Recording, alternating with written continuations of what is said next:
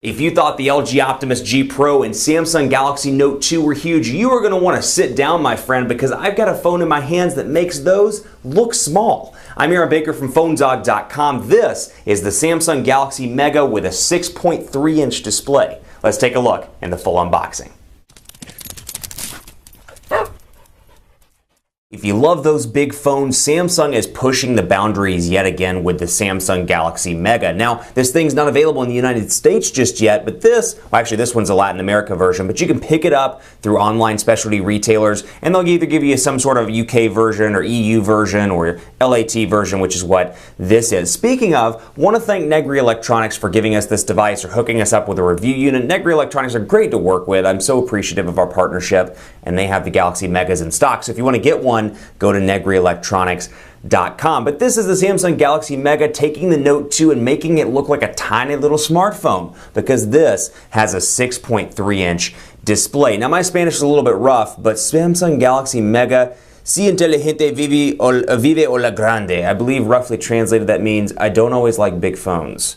But when I I don't always like gargantuan phones, but when I do, I prefer them to be Samsung, I think is what that means, roughly translated. But here's the box. This is an 8GB version, which may be a little bit small for some people's taste. We'll take a look and see how much of that is dedicated to user space and how much of that is dedicated to TouchWiz. But on the back, specifications include a procesador, 1.7 gigahertz dual-core processor, 8-megapixel camera, 1.9-megapixel front-facing camera. Other specifications include, and I should say with the 8-megapixel camera, of course, 1080p HD video recording. It's got Android 4.2.2 with TouchWiz. The display, 6.3-inch display, 720 by 1280 pixels with 233 ppi on this device. And then battery-wise, we'll take it out of the box and take a look and see how large it is, because quite frankly I can't remember. I want to say it's 3,200 milliamp hour battery in this device, but I could be wrong. And then of course, let's see, micro USB, GPS plus GLONASS. I don't really know what GLONASS is, I can't remember.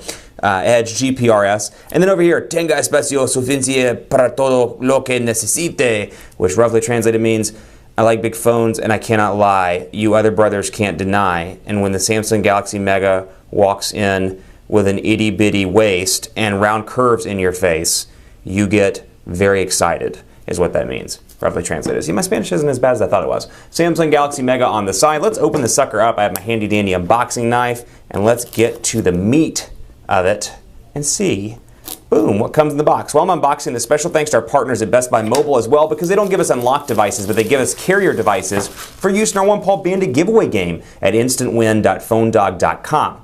When you go into Best Buy Mobile, you'll walk out working. They'll help you get up your email, your web, your browser set up, your camera settings all good to go. So when you walk out the door, you don't have to waste your time doing that stuff. You can just get into the meat of the phone and play with it, because that's what you want to do, right? I thought so. Holy crap, this is a huge phone. Here's the Samsung Galaxy Mega. This is a tablet. Good Lord. And then you got this over here, dual-core 1.7 gigahertz processor, all the specs in the front, Galaxy Mega. Very rarely am I actually shocked, but this thing is huge in the hand. And all the YouTubers go, hee hee, huge in the hand, huge in the hand. And then over here, got Guia del Inicio Rapido, quick start guide. And then you got a 4GB SanDisk micro SD card. You got the adapter as well, provided by Samsung. Headset, which actually, let's see if this is the nicer headset. No, this looks to be the lower cost version of the headset. Galaxy S4 came with a pretty nice pair of earbuds, and I've been using those to work out with, which I've been pretty impressed with. It does have the higher capacity USB cable, and or I should say AC adapter module, and then of course a white USB cable down in the box as well, and some tips so you can customize those earbuds and make them fit your ears. Whether you got tiny ears or big ears, you can get that all set up where it'll fit your needs. And I cannot get the battery out of this box. This might go down in history as my favorite unboxing ever. Let's see what we can do here. And this is how Aaron broke the box on camera. Woot, woot. And then, man, this is a big phone. 3,200 milliamp hour battery, I was correct. On the battery, one thread in the back. This is in the black color, which looks very similar to the Galaxy S4's black color. Black mist, if you will, is what it looks like. Or maybe it's a blue. Double check. But typical scheme here with the power button on the side, and then you've got your home button down here, capacitive buttons, which I believe they're reversed though. We'll take a look at that. And then you've got your volume rocker on the left side, 3.5mm headphone jack up top, and micro USB charging port down at the bottom. So from a design scheme, very similar to typical Samsung stuff, and it's got that back that's a little bit glossy and kind of a texture. It's not texturized, I should say, but the cover looks like a texturized cover, even though it is not. We'll go ahead and throw a SIM card in here, micro SIM card down in there, and let's see, it looks like it goes in that way. Bam, there we go. Throw the battery in. One thing I will say, it's a very thin and light phone. So at least it's gigantic, it's a massive phone, but at least it's got the thin and light thing going for it. Samsung logo on the back, camera on the back. Now from a specs perspective, this is a decidedly mid-range phone. So it's got specifications-wise a dual-core processor instead of a quad-core processor. It does have a 6.3-inch display, but it's only 720 by 1280. So display size or display resolution a little bit lower. 8-megapixel camera instead of 13. And let's go ahead and let this thing power up so you can take a look at it from startup onwards. You got your notification light up there at the top, front-facing camera, Samsung powering up. This is a huge phone. Compare this to the Galaxy S4, which I actually just happen to have one laying on my desk. And it's a big phone by any stretch of the imagination with a 5-inch display. So take a look at the size difference between it and the Galaxy Mega right there. And then take a look, for example, between the Optimus G Pro and the Galaxy Mega, just taking pictures here, taking comparisons with the devices that I actually have on my desk. So you can see the Optimus G Pro in comparison. That's what it looks like. Lit up. And then we are ready to go. English, United States, heck yeah. Looks like AT&T is already running here. Go ahead and turn off Wi-Fi. We don't need Wi-Fi. HSPA Plus, I agree. I agree to Samsung's terms. And we'll go ahead and skip that.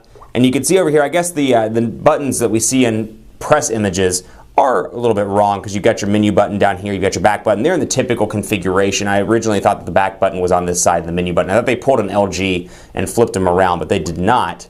I'm going to do all this stuff later because I want to get into the meat of the phone and show you how this massive phone performs. This keyboard is huge. Take a look at this. Let's see if we can get into landscape mode. There you go.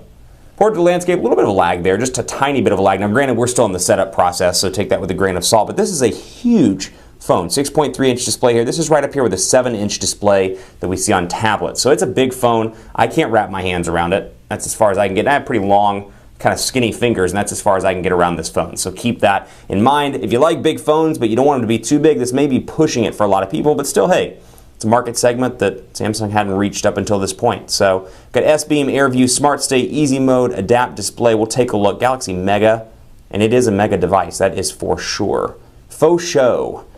We'll take a look here and see the TouchWiz version that comes with it. You can see all the new icons as well, the new widgets. So right up there with the Galaxy S4 in terms of overall look and feel. This is not taking it back to the Galaxy Note 2, for example. You can see it's got the newer widgets right there. And then of course it's Android 4.2.2. So much like the Galaxy S4, you do have the ability to come up here and move around your quick access buttons. So for example, airplane mode, very important to me because I'm constantly traveling and I did that wrong. Go into edit mode and move airplane mode up here to the left of Wi-Fi because it's more important. And now it is right up there at the very front. You got your display settings as well here. So again, very similar to the Galaxy S4, just a far larger AT&T network ID down there in the bottom in the notification area. And then in messaging, looks like a similar setup here. Let's take a look at some of the customizations. And we'll go down here and take a look at the bubbles. Again, very similar, almost identical to the TouchWiz build that is on the Galaxy S4. Background styles, very similar across the board as well. And then we'll go back and take a look at the keyboard because I want to put it through a typing test. Put it through a typing test. So easy to type on, obviously, because it's a gargantuan display, but portrait to landscape mode, there's how quickly it transitions, so you can take a look at that and see for your personal needs if that's fast enough. And then you got the Samsung keyboard we're running here. We'll take a look at the settings, go into input methods, and I want to take a look and see if it has the ability predictive text. Go ahead and enable that.